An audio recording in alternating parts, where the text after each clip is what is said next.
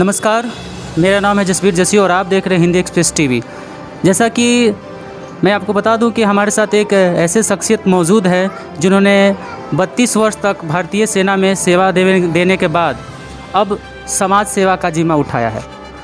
और ये एक भारतीय किसान मंच के महासचिव कैप्टन श्याम बिहारी जी राय से हम आपको मिलवाना चाहेंगे। इन्होंने किसानों के लिए बहुत ही सराहनीय पहल किया। बहुत बार इन्होंने धरना प्रदर्शन करके किसानों के लिए आवाज़ उठाया और किसानों को हक दिलाने के लिए उनके लिए हमेशा ये प्रेरित रहे हैं और उनके लिए लड़ते हैं और उनके प्रति समर्पण है। तो आइए हम उनसे जो है मिलवाते हैं। आपका बहुत बहुत स्वागत है जी। मैं कैप्टन श्याम बिहारी राय। इससे पहले कि मैं 32 साल भारतीय सेना के सेना शिक्षा कोर में मैंने सेवा दी।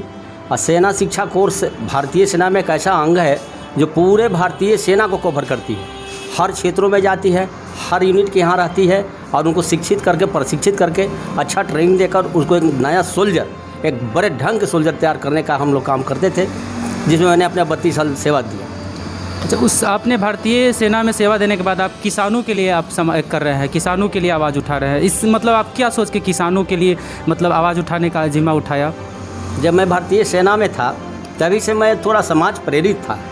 और जब मैं बाहर निकला तो मुझे लगा कि किसानों की दुर्दशा देख कर, क्योंकि मैं पहले से भी किसान के घर से था, मैं हर चीज़ देखता था कि सरकार हमें किस तरह की सहायता हमें मिलनी चाहिए किसानों को।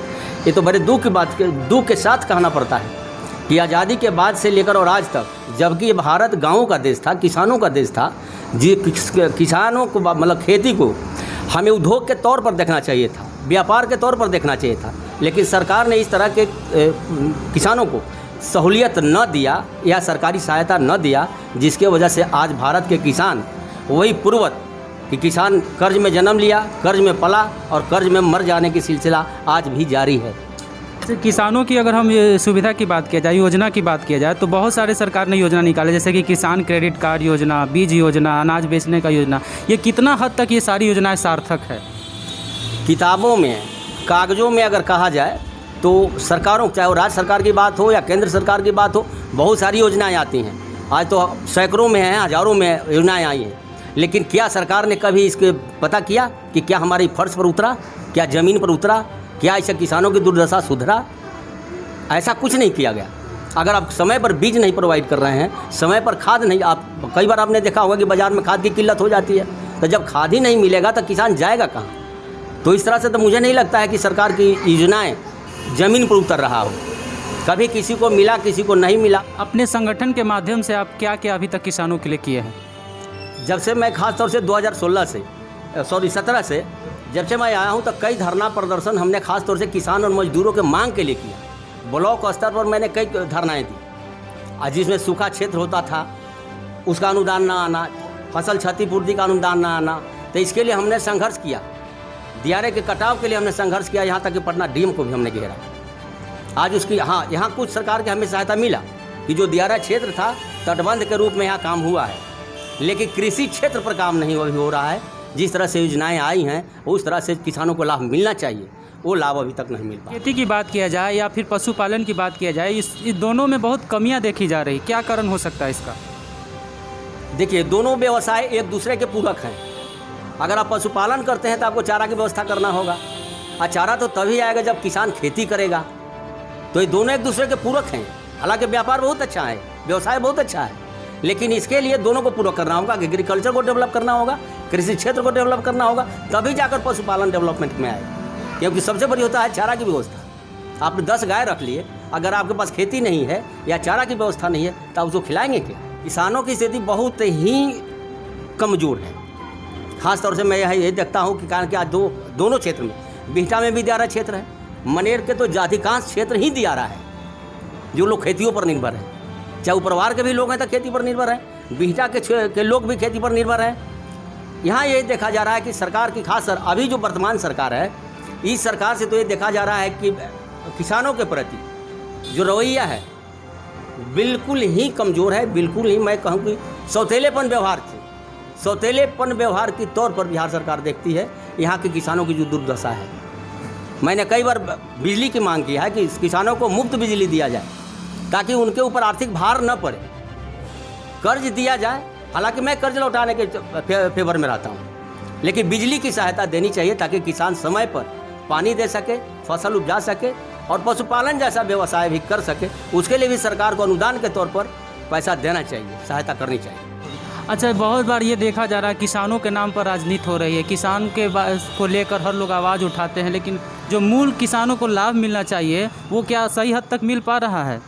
नहीं, जो भी हमारा यहाँ राजनैतिक दल हैं या राजनैतिक जो प्रतिनिधित्व करते हैं या जो नेता हैं, किसान और मजदूरों के नाम पर मत तो पा जाते हैं, लेकिन उनके मताधिकार की जो अधिकार मिलना चाहिए वहाँ तक नेता नहीं पहुँच पा रहे हैं। किसान जो है, बहुत लोग हैं आप खेती छोड़कर सोचते हैं चलिए मजदूरी ही कर लिया या कुछ और व्यवसाय कर लिया जाए। इसके कारण किसानों में बहुत देखी जा रही है कि वो लोग किसानी छोड़ रहे हैं। किसानी छोड़ने का देखिए मुख्य कारण है कि सरकार से सहायता का न मिल पाना। सहायता किस मंच पर कि अगर आज किसानों का, अगर आप देखिए, आप बाज़ार में घूमते होंगे, कोई मिठाई की दुकान पर जाइए, 10 मिठाई की दुकान पर जाइए, एक ही मिठाई का रेट 200 रुपया होगा तो एक मिठाई का रेट 500 रुपया होगा। अगर मनेर की मैं बात करूँ, लड्डू के यहाँ 4-4, 5-5 रेट में बेचे जाते हैं। जो भी व्यवसायी है, जो भी दुकानदार है, उसको बनाता है और वो अपना भाव लगाता है, लेकिन किसानों का अपना भाव नहीं है। अगर गेहूँ है 1600 रुपये तो 1600 रुपये। आखिर क्यों? अगर आप इनकी लागत देखिए कि 1 एकड़ का खेती करते हैं, 1 बीघा खेती करते हैं, तो उसमें लागत देखिए। अब लास्ट में आता है कि किसान फिर अपने कर्ज में दब जाता है। सरकार योजना तैयार करती है, कागजों के माध्यम से नीचे तक लाती है, लेकिन लाने के बाद उसमें इतना ना डॉक्यूमेंट्स की डिमांड करती है कि किसान 2 बार 4 बार 5 बार 6 बार ब्लॉक हो, जहाँ मुक्त ब्लॉक ही है जहाँ से इसकी प्रतियाँ बनती है, चाहे और भी हमारे प्रतिनिधि, उसमें इतने डॉक्यूमेंट्स की डिमांड हो जाता है कि वहाँ तक वो बंदा नहीं दे पाता है। अंततः थक हार कर या तो लौट जाता है। अपने संगठन के माध्यम से अभी तक क्या क्या मतलब कर चुके हैं और क्या क्या करते हैं किसानों के हक के लिए? किसानों के हक के लिए जब से जैसे हम लोग धरना प्रदर्शन किए, तो उसमें हमारी कुछ मांगें होती है जो किसानों के लिए, जैसे खास तौर से समय पर बीज मिले। अगर सरकार के अनुदान के तौर पर जो यहाँ प्रखंड कृषि पदाधिकारी हैं, उनसे मेरा लिखित रूप में मांग किया हुआ है, 1 बार नहीं 2-2 बार, कि बीज समय से आ जाना चाहिए। अगर अभी धान की बुआई है, आप अक्टूबर में मुझे बीज देंगे, जो रबी फसल आएगा आप मुझे दिसंबर में देंगे, तो वो तो मुझे अक्टूबर में मिलना चाहिए बीज। जैसे मान लीजिए सूखा क्षेत्र हो जाता है, पिछले साल भी हुआ कि सभी को बिहार सरकार ने सबको किया, मनेर क्षेत्र को नहीं किया। फिर इसके लिए हमने धरना दिया, प्रदर्शन किया, अपना क्या बोलते हैं रोड मार्च निकाला अक्टूबर में पिछले साल।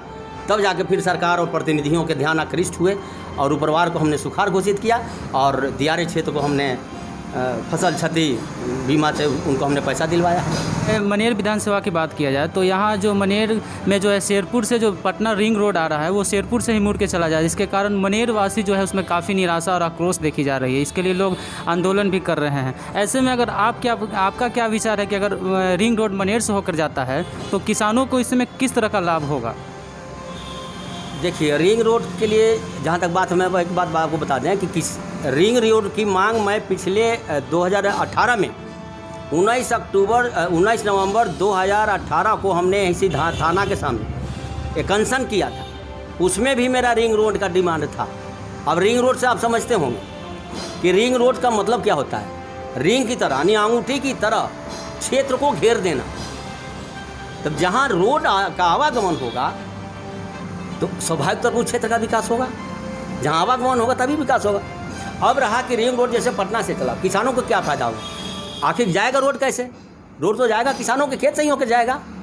तो रोड से अगर हो जाएगा तो एक तो आवागमन हुआ, दूसरा ये हुआ कि उस ज़मीन का रेट उठेगा, दूसरा ये हुआ कि अगर मेन रोड अगर रिंग रोड बन जाता है तो हर आदमी अपना कोई ना कोई व्यवसाय खड़ा करेगा। जैसे अभी आप जहाँ बैठे हैं देख रहे हैं, ये तो व्यवसाय के लिए है। तो इस तरह के भी दुकानों से व्यवसाय हो सकता है, बाजार अपना लगा सकता है और आवागमन की सुविधा पा सकता है। पहला वाला DPR तैयार था जिसमें मनेर था, शामिल था, लेकिन अभी ना जाने किस कारण सरकार क्या हमारे यहाँ के विधायक और सांसदों को पता नहीं है कि रिंग रोड से मनेर कट रहा है। अगर आज वो रिंग रोड निकलता तो मनेर पटना के शहर में काउंट होता, पटना को नज़दीक न हो जाता। रिंग रोड से पटना या तो मनेर आ जाता या मनेर पटना चला जाता। रिंग रोड से बहुत सारा सुविधाएं मिलता इनको और दियारे के किसानों को का जो खेत है वो अपने आप में उठ जाता। सरकार से मैं मांग करता हूँ कि पहले तो जो किसानों की हालत है या मजदूरों की हालत है या जिस तरह से हमारे राज्य के नौजवान लड़के पलायन किए थे, जो इस महामारी में, इस कोरोना काल में जिस तरह से बाहर से लौट कर आए हैं, उनके लिए एक बहुत व्यवस्था करें ताकि इतने नौजवान हमारे पलायन न करें। ये मैं अपने भारतीय किसान मंच की ओर से सरकार से मांग करता हूँ। चलिए, बहुत बहुत धन्यवाद। तो ये थे भारतीय किसान मंच के महासचिव कैप्टन श्याम बिहारी राय, जिन्होंने अपना प्रतिक्रिया दिया।